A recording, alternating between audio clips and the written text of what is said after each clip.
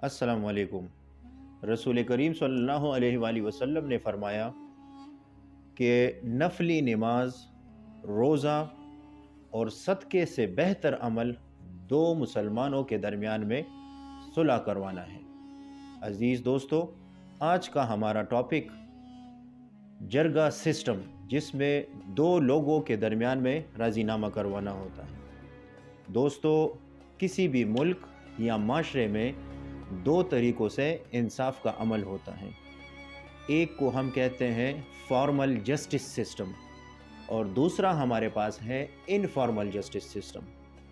Formal justice system को हम constitutionally कहते हैं अदालतों के ज़रिए इंसाफ दिलाना, या पुलिस या किसी भी मुल्की इदारे के मुताबिक उनको कॉन्स्टिट्यूशन यानी आइन के मुताबिक इंसाफ दिलाना। दूसरा सिस्टम हमारे पास है इनफॉर्मल जस्टिस सिस्टम, जिसमें अनडॉक्यूमेंटेड निज़ाम इंसाफ दिया जाता है। आज हम आपके साथ डिस्कशन करेंगे कि अनडॉक्यूमेंटेड इंसाफ का सिस्टम या कॉन्स्टिट्यूशनल सिस्टम कैसे होता है। अज़ीज़ दोस्तों, हमारे पास इंसाफ के सिस्टम में अनडॉक्यूमेंटेड जब हम बात करते हैं तो उसमें जब भी दो फरीकैन के दरमियान में कोई ऐसा नाखुशगवार वाक़या होता है तो वो हम उसको अपने माशरे में कहते हैं कि अब उनके दरमियान में सुलह हमने जरगे के सिस्टम से करवाना है। अब जरगा लफ्ज़ किसे कहते हैं? इसको दुनिया में मुख्तलिफ़ कौमों और मुख्तलिफ़ मुल्कों ने मुख्तलिफ़ नाम दिए हैं। जैसे कि ईरान में इसको हम मजलिस कहते हैं, अरेबिया के जो मुल्क हैं उसको हम शूरा कहते हैं, रशिया में इसको स्वेत या सोवियत का नाम दिया जाता है, अंग्रेज़ी में या इंग्लिश वाले जो बोलने वाले जो मुल्क हैं उसको हम पार्लियामेंट के नाम से याद किया जाता है। और हमारे अपने माशरे में पुख्तून कल्चर में जब हम आपस में सुलह के लिए बैठते हैं तो उसको हम जरगा सिस्टम कहते हैं। अब जरगा सिस्टम में दो किस्म के जरगे होते हैं। एक, जब छोटे लेवल पे दो फरीकैन के दरमियान में कोई ऐसा इख्तिलाफ बन जाता है जिसको हम सुलह की तरफ लेकर जाते हैं तो उसको मरगा कहते हैं।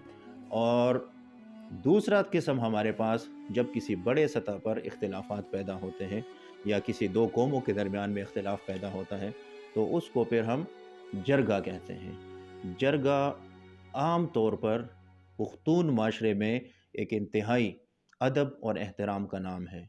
अब जरगे की तरतीब कैसे होती है? जरगे में हमारे पास सबसे पहले जब भी दो फरीकैन के दरमियान में कोई भी इख्तिलाफ बनता है तो एक जरगा मशर जो इलाके में मुअज़्ज़ज़ याद किया जाता है, जो एहतरामन याद किया जाता है, वो दोनों फरीकैन के पास जाता है, उनसे वाक इख्तियार ये ले लेता है। ये वाक या ये इख्तियार हमारे पास या तो माशी यानी पैसों की शक्ल में होता है या किसी ज़मीन या असलहे की शक्ल में हम इनसे वाक इख्तियार ले लेते हैं। अब वो जरगा मशर जिसको हम सदर, जरगे का सदर कहते हैं, वो दोनों फरीकैन से दो दो या दो से ज़्यादा मशरान लेते हैं उनकी पसंद के, और वो दो या दो से ज़्यादा मशरान बैठकर दोनों फरीकैन के लिए अपनी वकालत करते हैं। जो जरगे का मशर होता है जिसको सदर जरगा कहते हैं, उसके साथ अगर एक या एक से ज़्यादा कोई और नुमाइंदे हो तो उनको हम सालिसीन कहते हैं। ये सालिसीन तब तक जरगे में सिर्फ मशवरा दे सकते हैं जब तक फरीकैन के जो दो वकला दोनों साइड से आपस में जब बहस करते हैं तो इनके लिए आपस में जो डिस्कशन के दरमियान में कोई भी ऐसी बात आ जाए कि जिसमें एक तराजू बारी और दूसरा जिसको हम कह सकते हैं कि ऊपर और नीचे आ जाए, तो ये सालिसीन या जरगा मशरान जो हैं उसको बराबर करते हैं। दोस्तों, इंतहाई मुअज़्ज़ज़ और इंतहाई एहतराम वाला लफ्ज़ जरगा, ये हमारे पुख्तून कल्चर में बड़े पैमाने पर जब होता है, जब मुल्कों के दरमियान में होता है तो उसको हम फिर लोया जरगा के नाम से याद किया जाता है। जो हमारा पुख्तून बेल्ट है پاکستان یعنی پشاور کی سائڈ پہ، اور افغانستان یعنی جو ہمارے برادر ملک ہیں اس سائڈ پہ جب بھی ہمارے پاس بڑے پیمانے پر جرگے ہوتے ہیں تو اس کو ہم لویا جرگہ کہتے ہیں۔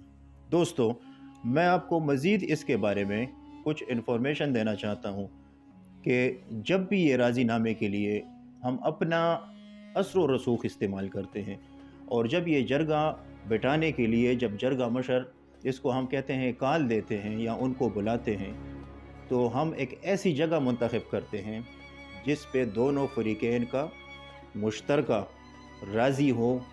مثال کے طور پر ہم مسجد سلیکٹ کرتے ہیں یا حجرہ سلیکٹ کرتے ہیں۔ جب یہ مسجد یا حجرہ ہم منتخب کر لیں تو اس میں جرگہ مشر اور جو دونوں فریقین نے اپنے دو نمائندے مختص کیے ہوتے ہیں، یہ ایک جگہ پر بیٹھتے ہیں اور آپس میں یہ مشورہ کرتے ہیں کہ کون سے فریق نے زیادتی کی ہیں اور کون سے فریق سے زیادتی ہوئی ہیں۔ جس فریق نے زیادتی کی ہو تو اس کو باقاعدہ جرگہ مشران متفقہ طور پر کسی نہ کسی طریقے سے اس کو باقاعدہ سزا دیتے ہیں، اور یہی سزا اور جزا کا عمل پختون معاشرے میں اس جرگے کے سسٹم سے جب دیا جاتا ہے تو اس کو ہم کہتے ہیں کہ چونکہ دونوں سائڈ پہ فریقین کے وکلاء بیٹھے ہوتے ہیں تو اس کو ہم کہتے ہیں بہترین انصاف کا سسٹم۔ اور جب مدینہ کی ریاست سب سے پہلے قائم ہوئی تھی تو سب سے پہلے قاضی یا انصاف کرنے والا جو جج تھا وہ ہمارے حبیب صلی اللہ علیہ وآلہ وسلم، حضرت محمد صلی اللہ علیہ وآلہ وسلم تھے۔ انہوں نے یہ جرگہ سسٹم جب مدینہ کی ریاست قائم ہوئی تھی اس وقت یہ دیا تھا۔